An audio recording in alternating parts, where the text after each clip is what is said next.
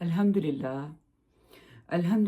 रब्बिल आलमीन अस्सलातु वस्सलामु अला मुहम्मदिल अमीन आऊज़ु बिल्लाहि मिनश शैतानिर रजीम बिस्मिल्लाहिर रहमानिर रहीम रब्बि इश्रह ली सदरी व यस्सिर ली अमरी वहलुल उक़्दतम मिन लिसानी यफ़क़हू क़ौली सुब्हानल्लाह व बिहम्दिही सुब्हानल्लाहिल अज़ीम। जी, तो सूरत अल-अराफ आयत 35 से आज हम अपने दर्स का आगाज़ करेंगे। इसे गुज़श्ता से पेवस्ता करें तो पीछे ये बात पाया तकमील तक पहुँच चुकी थी कि अल्लाह ताला ने इंसान के साथ क्या मामला किया है, यानी अपनी जो स्कीम है, जो उसने जिस तरीके से ये दुनिया बनाई है, जो उसने मामला किया है, उसका सारा बयान पीछे आ चुका है। उसका क्या मकसद था, उसको सामने रख के हिदायत भी दी गई हैं, वो भी हमने पीछे देखा। और फिर साथ ही ये बता दिया कि क्या चीज़ें हैं जिनको ममनू करार दिया है और उनकी बुनियादें क्या हैं। हमने वो देखा था कि 5 चीज़ें हैं जो अल्लाह ताला ने ममनू करार दी हैं। और इसके साथ साथ ये बात भी इसमें वाज़ेह करती थी कि इस वक्त अगर कुरैश के साथ अल्लाह ताला का जो मामला है वो मोहलत का मामला चल रहा है, तो इसकी वजह सिर्फ ये है कि अल्लाह ताला का तरीका ये है कि वो हर कौम के लिए एक मुद्दत मुकर्रर करते हैं, और जब मुद्दत ख़त्म हो जाती है तो फिर एक लम्हे की भी ताख़ीर नहीं होती। उस वक्त तक वो लोगों को मोहलत देते हैं कि वो अपनी जो कमाई करना चाहते हैं वो कर लें। इसी सिलसिले में हमने गुज़श्ता जो आयत पढ़ी थी, जहाँ पे ये हमारा पिछला दर्स ख़त्म हुआ था, उस आयत को आप अगर इसके साथ जोड़ के देख लें तो उसमें अल्लाह ताला ने फरमाया था कि इन हुर्मतों के मामले में तुम्हारी सरकशी के बावजूद वो तुम्हें नहीं पकड़ता, तो इसकी वजह क्या है? इसकी वजह ये है कि हर कौम के लिए एक मुद्दत मुकर्रर है। फिर जब उनकी मुद्दत पूरी हो जाती है तो ना एक घड़ी पीछे हट सकते हैं और ना आगे बढ़ सकते हैं। तो हमने यहाँ तक पीछे देखा था, वही सिलसिला बयान है जिसमें कुरैश जो कि मुखातबीन हैं, उन्हें बताया जा रहा है कि अल्लाह की हिदायत और गुमराही का जो कानून है वो क्या है, और इब्तदा से ही अल्लाह ताला ने आदम को क्या कुछ बता के सिखा के इस सिलसिले को जारी किया था। तो यहाँ तक ये बात पहुँची। तो अब हम शुरू करते हैं। जो आयत नंबर 35 है उसमें अल्लाह ताला बनी आदम को मुखातिब करके क्या बात कह रहे हैं। जी, बिस्मिल्लाहिर्रहमानिर्रहीम। आदम के बेटो, मैंने पहले दिन तुम्हें बता दिया था कि ये आयात जो हैं उनका रब्त है ना, तो ये बात दरमियान में इस पहली बात को दूसरी बात से ज्वाइन करने के लिए कही गई है कि मैंने पहले तुम्हें बता दिया था कि, यानी आदम के बेटों को इसकी तरफ तवज्जो दिलाइए कि पहले पीछे बताया गया है। अगर तुम्हारे पास खुद तुम्हारे अंदर से पैगंबर आए तुमको मेरी आयतें सुनाते हुए, तो जो अल्लाह से डरे और उन्होंने अपनी इस्लाह कर ली, तो उनके लिए ना कोई खौफ और ना कभी गमज़दा होंगे, यानी उनके लिए ना कोई खौफ होगा और ना वो गमज़दा होंगे। तो ये जो बात यहाँ की गई है, इसको जावेद साहब ने फुटनोट में इस तरह बयान किया है कि ये उस वादे की याद दहानी है जिसका जिक्र सूरत बकरा की आयत 38 में हुआ है। यहाँ मुखातिब चूंकि कुरैश हैं, इसलिए मुद्दा ये है कि उसी वादे के मुताबिक तुम्हारे अंदर भी एक रसूल की बेइज्जत हो चुकी है, लिहाजा शैतान के फितनों से अमान चाहते हो तो उसकी पैरवी करो। ये असल बात है जिसकी तरफ तवज्जो दिलाई है। और ये याद रहे कि अल्लाह ताला ने अंबिया का सिलसिला जो है वो जारी व सारी रखा, यानी कुरान में ये बात मुख्तलिफ जगहों पे आई है कि इंसान इब्तदा में एक ही उम्मत था, यानी हज़रत आदम अलैहिस्सलाम से फूला फला। फिर जब वो अपनी ख्वाहिशात और शिर्क, सरकशी और ज़िद्दम ज़िद्दा की वजह से जब उसने इख्तिलाफ़ात किए, यानी इंसानों के माबैन इन नेगेटिव रवैयों की बिना पर जब इख्तिलाफ़ात पैदा हुए, तो अल्लाह ताला ने इंसान की रहनुमाई के लिए वक्तन फ़वक्तन अंबिया को भेजना शुरू किया। ये एक सिलसिला था जो मुसलसल चलता रहा, یعنی حضرت آدم کے بعد انبیاء کا جو سلسلہ چلا ہے، اگر ہم قرآن میں اس کو دیکھیں تو وہ حضرت نوح سے پہلے بھی کچھ رسول تھے جو حضرت نوح سے لے کے حضرت آدم کے زمانے تک تھے، اور اس کے بعد حضرت نوح کے زمانے کے بعد پھر آگے بھی عاد سمود کی قومیں تھیں۔ حضرت نوح کی قوم تھی وہ پہلی قوم تھی جس کے ایک رسول کے ذریعے سے متنبع کیا گیا۔ اس کے بعد پھر یہ سلسلہ شروع ہوا، اور یہ حضرت ابراہیم سے آگے پھر ہم پڑھتے ہیں کہ ایک طویل عرصے تک ان کی جو ذریت ہے اسی میں سے اللہ تعالیٰ نے نبیوں کا سلسلہ جاری کیا۔ یعنی اللہ تعالیٰ نے انسان کو،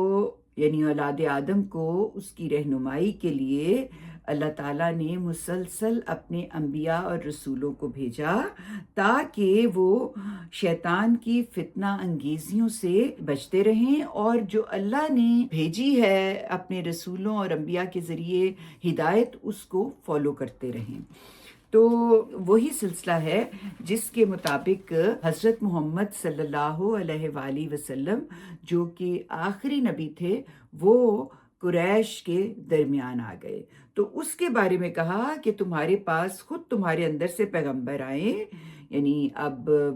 حضرت محمد صلی اللہ علیہ وآلہ وسلم کی قوم کو بتایا کہ اس سے پہلے بھی تمہارے درمیان پیغمبر آتے رہے ہیں، اور اب تمہارے پاس یہ پیغمبر آ گیا ہے تم کو میری آیتیں سناتے ہوئے۔ وہ بھی تمہیں میری آیتیں سنا رہے تھے، اور اب یہ پیغمبر بھی تمہیں میری آیتیں سنا رہا ہے، یعنی اللہ کا کلام تمہارے سامنے پیش کر رہا ہے۔ تو اب آگے کہا کہ جو اصل دین کی بات ہے اس کو بیان کیا، تو جو خدا سے ڈرے اور انہوں نے اپنی اصلاح کر لی، یعنی جو خدا سے ڈرا اور اس کے بعد وہ اصلاح کی طرف آ گیا۔ یہ بات آپ کو پتہ ہونی چاہیے کہ انسان جو ہے نا وہ ناچنت ہو جاتا ہے، یعنی ایک بات اس کو پتہ ہوتی ہے لیکن وہ اس کو بیک آف مائنڈ پھینک دیتا ہے، وہ ڈے ٹو ڈے لائف میں بہت جلدی ڈی ٹریک ہو جاتا ہے۔ تو اللہ تعالیٰ نے جب انسان کو، انسان کی خواہشات نے اور انسان کی جو رویے ہیں انہوں نے اس کو ڈی ٹریک کیا، تو اللہ تعالیٰ نے اس کے لیے بندوبست کیا۔ تو انسان بعض دفعہ یہ سمجھتا ہے کہ اس کے پاس اقتدار ہے، اس کے پاس دولت ہے، اس کے پاس حسن ہے، اس کے پاس علم ہے، اس کے پاس بے انتہا کمال چیزیں ہیں، تو یہ شاید ہمیشہ ہی رہے گا۔ یہ بڑی غلطی ہے جو انسان جب بھی وہ اللہ کی خاص نعمتیں پاتا ہے تو وہ یہ غلطی کرتا ہے کہ وہ سمجھتا ہے کہ میرے پاس یہ تمام بڑی بڑی کمال چیزیں ہیں، جو اللہ کی بڑی کمال انسان کو دی گئی نعمتیں ہیں، وہ ان کو اپنا استحقاق سمجھ لیتا ہے، وہ سمجھتا ہے کہ یہ میرے لیے ہیں۔ تو اس کو یہ بھول جاتا ہے کہ میں اس دنیا میں ایک خاص مدت کے لیے آیا ہوں۔ وہ اسکیم جس کو بتایا اللہ نے کہ جس کے تحت آدم کو اس دنیا میں بھیجا گیا، اس بات کو وہ بالکل اپنے ذہن سے پیچھے پھینک دیتا ہے، کیونکہ وہ اس کی راہ میں اس کو رکاوٹ محسوس ہوتی ہے۔ تو پھر اللہ تعالیٰ جو ہے وہ اس دنیا میں پیغمبروں کو بھیجتا ہے کہ وہ ان کو سنیں اور پھر حدود الہی کو جانے اور پھر اس کے مطابق اپنی زندگی گزارے، اور یہ ان کی زندگی کا مقصد ہونا چاہیے۔ تو یہاں پہ یہی بات کی کہ تمہارے پاس خود تمہارے اندر سے پیغمبر آئیں تم کو میری آیتیں سناتے ہوئے، تو جو خدا سے ڈرے اور انہوں نے اپنی اصلاح کر لی، یعنی جو پیغمبروں نے اور رسولوں نے بتایا، جو ہدایت اللہ کی طرف سے ان پہ نازل ہوئی اور انہوں نے اس کے مطابق اپنی قوموں کو دعوت دی، جو اس پہ ایمان لے آیا، جس نے اپنی اصلاح کر لی، تو پھر اس کا صلہ بھی بتایا، تو ان کے لیے نہ کوئی خوف ہے اور نہ وہ کبھی غم زدہ ہوں گے۔ یہ اللہ تعالیٰ نے جنت کی زندگی کو قرآن مجید میں مختلف پہلوؤں سے تعبیر کیا ہے، یعنی اس کے اندر جو کچھ موجود ہے اس کے حوالے سے انسان کو اس طرح سے بتایا ہے کہ وہ اس کے لیے سٹرگل کرے، وہ اس کی طرف بڑھنے کے لیے آگے کی طرف آئے، یعنی ہمت کرے، طاقت کرے اس کے لیے، اور خود سے اس کو کمانے کی کوشش کرے۔ تو یہ جو معاملہ ہے اس کو جو اللہ نے بیان کیا ہے، اس میں مختلف موقعوں پہ جس طرح سے بیان کیا ہے، اس میں سے یہ ایک انتہائی خوبصورت جنت کا بیان ہے کہ وہاں پہ کیا ہوگا۔ یہ بتایا ہے کہ وہ لوگ جو اصلاح کر لیں گے، رسولوں کی پیروی کریں گے، انبیاء کے ساتھ کھڑے ہو جائیں گے، ان کو کیا کیا جائے گا؟ ان کو بتایا کہ وہ اس جگہ پہ جائیں گے جہاں پر نہ انہیں پھر کوئی خوف ہوگا اور نہ وہ کبھی غم زدہ ہوں گے۔ یہ اس کے بارے میں جاوید صاحب نے یہاں پر بڑے پیارے طریقے سے اس کے بارے میں بھی بتایا ہے کہ اس پہ نہیں انہوں نے لکھا، یہ ایکسپلینیشن ان کی جو ڈیٹیل ہے، جو انہوں نے اس کے اوپر لیکچرز دیے ہوئے ہیں، اس میں انہوں نے اس کی تفصیل بڑی ہی خوبصورت کی ہے۔ میں آپ کو یہاں پر صرف یہ بتانا چاہتی ہوں کہ جو جنت کی یہ تعبیر ہے، یہ بہت خوبصورت تعبیر اس لیے ہے کہ انسان کو زندگی میں کیا معاملہ پیش آتا ہے، یا اسے ماضی کا پچھتاوا ہوتا ہے یا وہ مستقبل کے اندیشوں میں جی رہا ہوتا ہے، یعنی اس کو سارا وقت کیا معاملے ہوتے ہیں جو پیش آتے ہیں کہ وہ مسلسل کسی نہ کسی پچھتاوے کا شکار ہوتا ہے، مسلسل اسے کوئی نہ کوئی خوف ہوتا ہے کہ یہ نہ ہو جائے، وہ نہ ہو جائے۔ تو بتایا کہ جنت ایسی جگہ ہے جہاں پہ یہ نہیں ہوگا، اور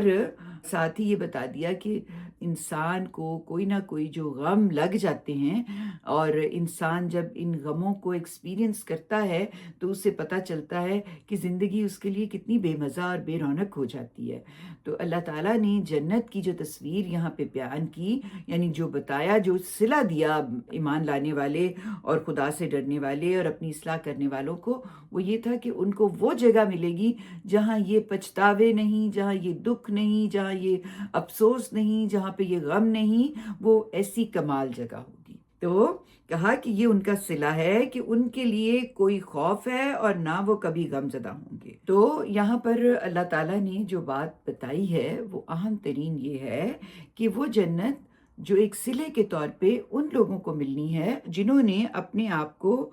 خدا سے اس طرح سے جوڑا کہ وہ متقین یعنی خدا سے ڈرنے والے بنے اور وہ اپنی اصلاح کرنے والے بنے۔ ان کے لیے یہ جنت ہے جس میں پھر انہیں کوئی ڈر نہیں ہوگا، کوئی پچھتاوا نہیں، کوئی دکھ نہیں ہوگا۔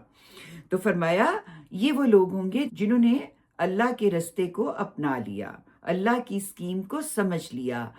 ان آدم کے بیٹوں کو یہ بتایا گیا ہے کہ ان کو یہ ملے گا، یہ صلہ ہے ان کا جو ان کو ملنے جا رہا ہے۔ اور پھر بتایا اس کے برخلاف جنہوں نے ہماری آیتوں کو جھٹلایا اور تکبر کر کے ان سے منہ موڑ لیا، وہی دوزخ کے لوگ ہیں اور وہ اس میں ہمیشہ رہیں گے۔ یہ ایک قریش کو بیان کیا گیا ان کو سامنے رکھ کے کہ پچھلی آیات میں تو یاد دہانی کرائی جا رہی تھی نا، تو یہاں سے اب براہ راست قریش کے متعلق یہ بیان کیا جا رہا ہے کہ انہوں نے تکبر کی اور ہماری آیات سے منہ موڑا اور غلط رستہ اختیار کیا، جبکہ اللہ نے ان کو سیدھا رستہ صراط مستقیم جو ہے اس کو سکھایا، اور بہت سارے رسولوں کے ذریعے بہت سارے انبیاء آئے جن کے ذریعے یہ سیدھا رستہ ان کو دکھایا گیا، لیکن پھر بھی انہوں نے منہ موڑ لیا۔ تو یہاں پھر فرما دیا کہ اگر انہوں نے اللہ کے رستے سے منہ موڑ لیا ہے تو پھر کیا ہے، وہی دوزخ کے لوگ ہیں، وہ اس میں ہمیشہ رہیں گے۔ ایک طرف بتا دیا جن کو صلہ ملنا ہے جنت، اور دوسری طرف دوزخ والے جنہوں نے اعراض کیا، تکبر کیا۔ تکبر کیا تکبر کیا ہے اس میں، یہاں پر جو منہ موڑ لینا ہے یا جو آیتوں کو جھٹلانا ہے اور جو تکبر کرنا ہے وہ کیا ہے، وہ شرک ہے، وہ خدا کی لائی ہوئی جو دعوت ہے انبیاء کے ذریعے اس کو توڑ دینا ہے، اس کو چھوڑ دینا ہے۔ تو یہاں پر فرما دیا کہ وہ لوگ جو اس سے منہ موڑتے ہیں وہی دوزخ کے لوگ ہیں، وہ اس میں ہمیشہ رہیں گے۔ ان سے بڑھ کر ظالم کون ہوگا جو اللہ پر جھوٹ باندھیں یا اس کی آیتوں کو جھٹلا دیں۔ شرک اللہ کی آیتوں کو جھٹلانا ہے نا، کہ اللہ نے جو بار بار پیغام دیا ہے وہ اس کو ایک طرف رکھ کے اور آپ ساتھ اپنے خود ساختہ جو خدا ہیں ان کو بٹھا لیں اور کہیں کہ ہم اس کی بھی پوجا کر رہے ہیں اور اس کی بھی پوجا کر رہے ہیں، یا اس کی بھی عبادت کر رہے ہیں اور اس کی بھی عبادت کر رہے ہیں۔ تو یہ ایک افتراء ہے، یہ ایک جھوٹ ہے جو کہ وہ خدا پہ باندھتے ہیں،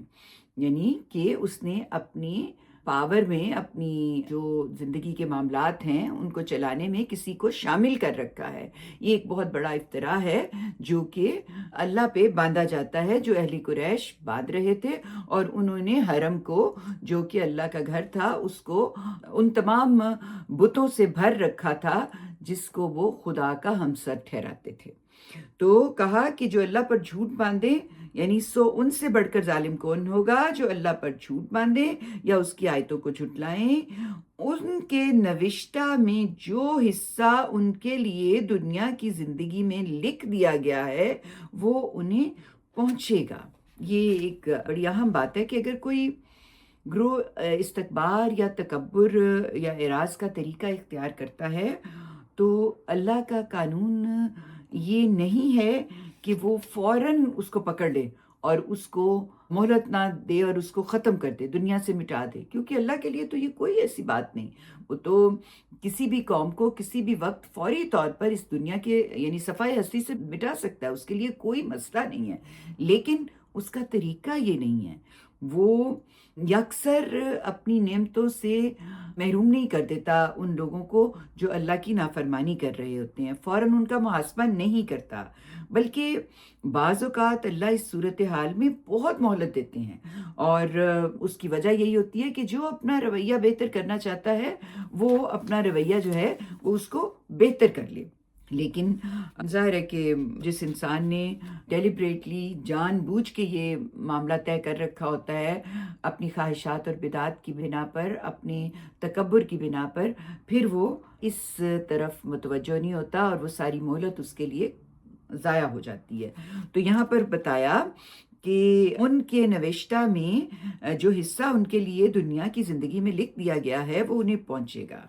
یہاں تک کہ جب ہمارے فرشتے ان کی روحیں قبض کرنے کے لیے ان کے پاس آئیں گے تو پوچھیں گے کہ اللہ کے سوا جن کو تم پکارتے تھے وہ کہاں گئے۔ یہ بڑی انٹرسٹنگ بات ہے کہ اس طرح کے جو سوالات ہوتے ہیں نا، یعنی سوال جواب، یہ قرآن میں مختلف جگہوں پہ نقل ہوئے ہیں، بہت سی ان سے متعلق روایات بھی ہم پڑھتے ہیں۔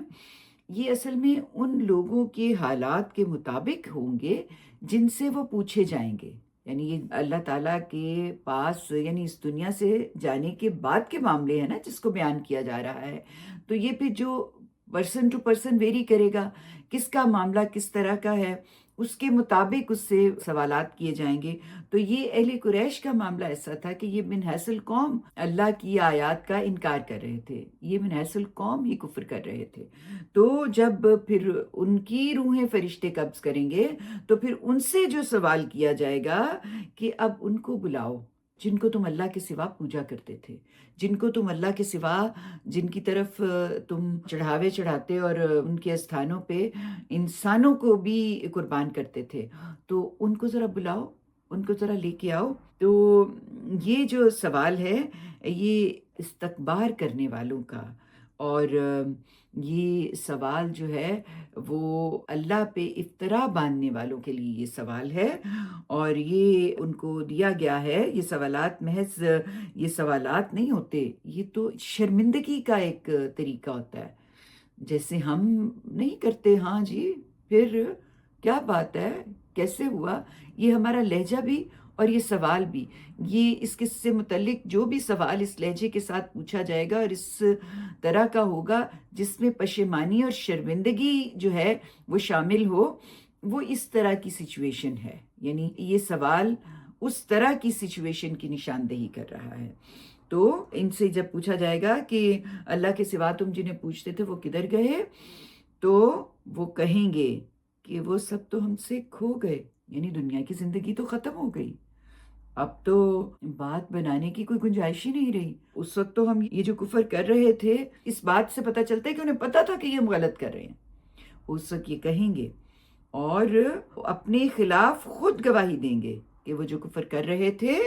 وہ ان کی یہ اس وقت جو کچھ ہو رہا ہے اب یہ اس کی سزا ہے، اور یہ ہمیں سزا ملنی چاہیے کیونکہ ہم نے یہ کام کیا تھا، یہ واقعی صحیح بات ہے۔ یعنی وہ اپنے خلاف خود گواہی دیں گے کہ وہ فی الواقع منکر تھے، یعنی بات بنانے کی گنجائش ان کے پاس اس وقت ختم ہو جائے گی۔ تو پھر اللہ فرمائے گا جنوں اور انسانوں میں سے جو گروہ تم سے پہلے گزرے ان کے ساتھ تم بھی دوزخ میں داخل ہو جاؤ، یعنی تم یہ جو باتیں کر رہے ہو، تم کہہ رہے ہو، تم نے گواہی دے بھی دی ہے اور تمہیں سمجھ آ بھی رہی ہے، تو پھر اب تم ان سارے گروہوں کو جنہوں نے حق کا انکار کیا تھا، جو جہنم کے اہل تھے، وہ سارے جہنم میں چلے گئے، تو تم بھی ان کے ساتھ جہنم میں داخل ہو جاؤ۔ یعنی شیطان کے یہ پیرو تمہارے ساتھی ہوں گے اور تمہارا ٹھکانہ بھی انہی کے ساتھ دوزخ میں ہوگا۔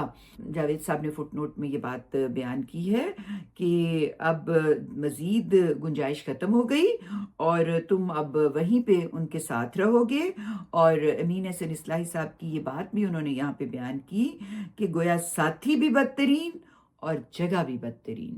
بالکل جیسے اچھے انجام والوں کے ساتھی بھی بہترین اور جگہ بھی بہترین، تو یہ ان لوگوں کا معاملہ ہوگا۔ تو کہا کہ ان کے ساتھ تم بھی دوزخ میں داخل ہو جاؤ۔ ان میں سے ہر گروہ وہ جب داخل ہوگا اپنے ساتھی گروہ پر لعنت کرے گا۔ یہ اب دوزخ کی صورتحال بیان کی جا رہی ہے، اس کا ایک منظر ہے جس میں کہ کس طریقے سے یہ جو اللہ کا انکار کرنے والے تھے دنیا میں، وہ کیسے معاملہ کر رہے ہوں گے۔ تو اپنے ساتھی گروہ پر وہ لعنت کریں گے۔ لعنت جو ہے یہ اللہ کی رحمت سے دور ہونے کی جو بددعا ہوتی ہے اسے لعنت کہا جاتا ہے۔ تو اللہ کی رحمت سے محروم ہو جانا جو ہے وہ لعنت ہوتی ہے۔ تو ان میں سے ہر گروہ جب داخل ہوگا تو اپنے ساتھی گروہ پر لعنت کر رہا ہوگا، یعنی اس کے لیے بددعا کر رہا ہوگا، یہاں تک کہ جب سب وہاں اکٹھے ہو جائیں گے تو ان کے پچھلے اگلوں کے بارے میں کہیں گے، پروردگار یہی لوگ ہیں جنہوں نے ہمیں گمراہ کیا، اس لیے انہیں آگ کا دوہرا عذاب دو۔ یعنی اگر دیکھیں تو کہا یہاں پر جو جا رہا ہے وہ یہ ہے کہ جب وہ ایک دوسرے کو دیکھیں گے، ملیں گے، پہلی ان کی جو ملاقات ہوگی تو وہ ایک دوسرے پہ لعنت کریں گے، یعنی وہ ایک دوسرے کو بددعائیں دیں گے کہ تمہاری وجہ سے ہم اس حالت کو پہنچے۔ اور جب اکٹھے ہو جائیں گے تو اخلاف یعنی جو پچھلے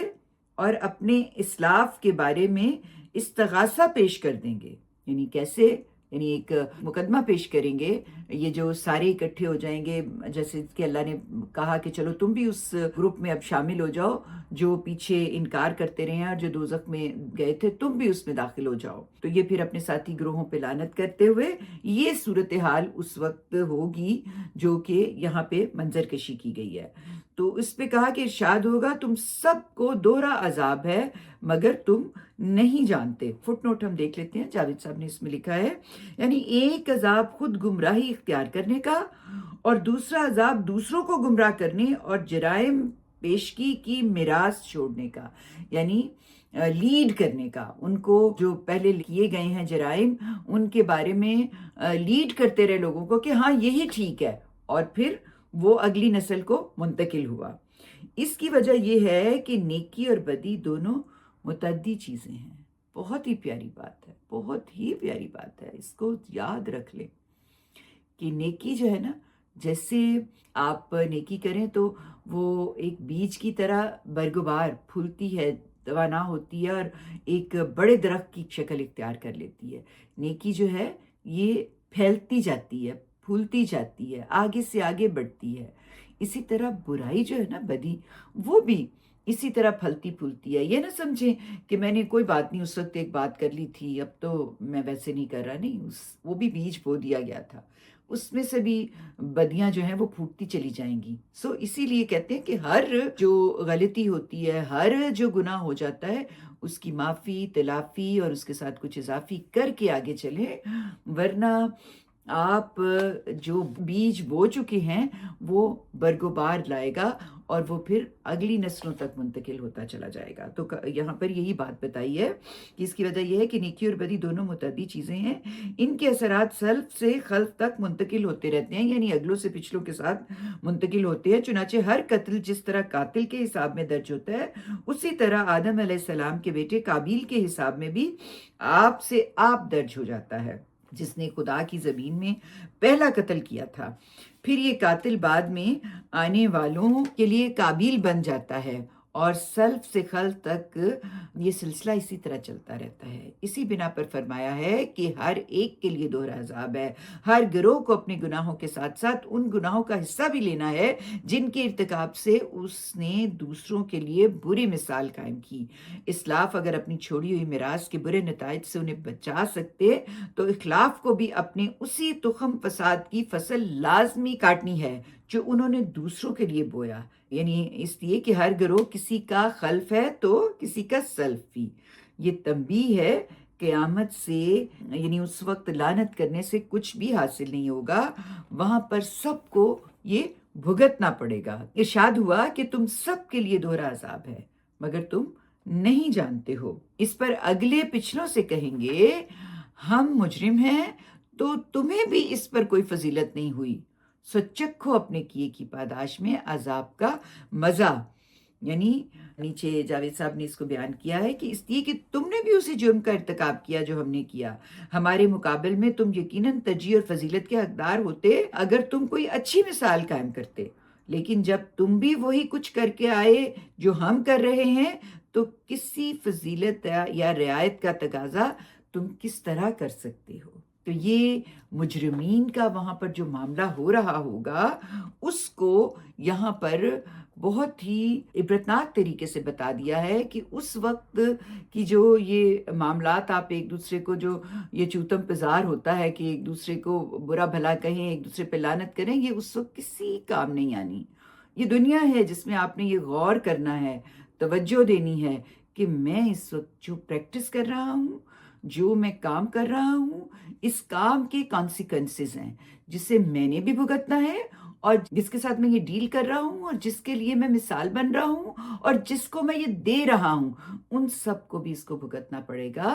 تو یہ جو نیکیاں اور برائیاں ہیں یہ متعدی ہیں، یہ کنٹیجیس ہوتی ہیں، یہ پھلتی پھولتی چلی جاتی ہیں۔ تو اس کے حوالے سے آپ ایوری ڈے اپنا محاسبہ کریں اور متوجہ ہوں کہ میں کہاں کھڑا ہوں اور میں اپنی اگلی نسل کو کیا دے کے جا رہا ہوں، اور جو پچھلوں نے مجھے دیا اس میں سے کیا کچھ ہے جس کو کہ مجھے دیکھنا ہے کہ یہ ٹھیک ہے کہ نہیں ہے۔ تو اسی لیے یہاں پر آخر میں اللہ تعالیٰ نے کہا سو چکھو اپنے کیے کی پاداش میں عذاب کا مزہ۔ تو اللہ ہمیں ہر طرح کے اس معاملے سے محفوظ رکھے۔ وآخر دعوانا ان الحمدللہ رب العالمین۔ اللہ کے نام سے جو سراسر رحمت ہے، جس کی شفقت ابدی ہے۔ آدم کے بیٹو، میں نے پہلے دن تمہیں بتا دیا تھا کہ اگر تمہارے پاس تمہارے اندر سے پیغمبر آئیں تم کو میری آیتیں سناتے ہوئے تو جو خدا سے ڈرے اور انہوں نے اپنی اصلاح کر لی تو ان کے لیے نہ خوف ہے اور نہ وہ کبھی غم زدہ ہوں گے۔ اس کے برخلاف جنہوں نے ہماری آیتوں کو جھٹلایا اور تکبر کر کے ان سے منہ موڑ لیا، وہی دوزخ کے لوگ ہیں، وہ اس میں ہمیشہ رہیں گے۔ سو ان سے بڑھ کر ظالم کون ہوگا جو اللہ پر جھوٹ باندھیں یا اس کی آیتوں کو جھٹلا دیں۔ ان کے نوشتے میں جو حصہ ان کے لیے دنیا کی زندگی میں لکھ دیا گیا ہے وہ انہیں پہنچے گا، یہاں تک کہ جب ہمارے فرشتے ان کی روحیں قبض کرنے کے لیے ان کے پاس آئیں گے تو پوچھیں گے کہ اللہ کے سوا جن کو تم پکارتے تھے وہ کہاں ہیں؟ وہ کہیں گے کہ وہ سب تو ہم سے کھو گئے اور اپنے خلاف خود گواہی دیں گے، وہ فی الواقع منکر تھے۔ اللہ فرمائے گا جنوں اور انسانوں میں سے جو گروہ تم سے پہلے گزرے انہی کے ساتھ تم بھی دوزخ میں داخل ہو جاؤ۔ ان میں سے ہر گروہ وہ جب داخل ہوگا تو اپنے ساتھی گروہ پر لعنت کرے گا، یہاں تک کہ جب سب اکٹھے ہو جائیں گے تو ان کے پچھلے اگلوں کے بارے میں کہیں گے پروردگار یہی لوگ ہیں جنہوں نے ہمیں گمراہ کیا، اس لیے انہیں آگ کا دوہرا عذاب دے۔ ارشاد ہوگا تم سب کے لیے دوہرا عذاب ہے مگر تم جانتے نہیں ہو۔ اس پر اگلے پچھلوں سے کہیں گے ہم مجرم ہیں تو تمہیں بھی ہم پر کوئی فضیلت حاصل نہیں ہوئی، سو چکھو اپنے کیے کی پاداش میں عذاب کا مزہ۔ وآخر دعوانا ان الحمدللہ رب العالمین۔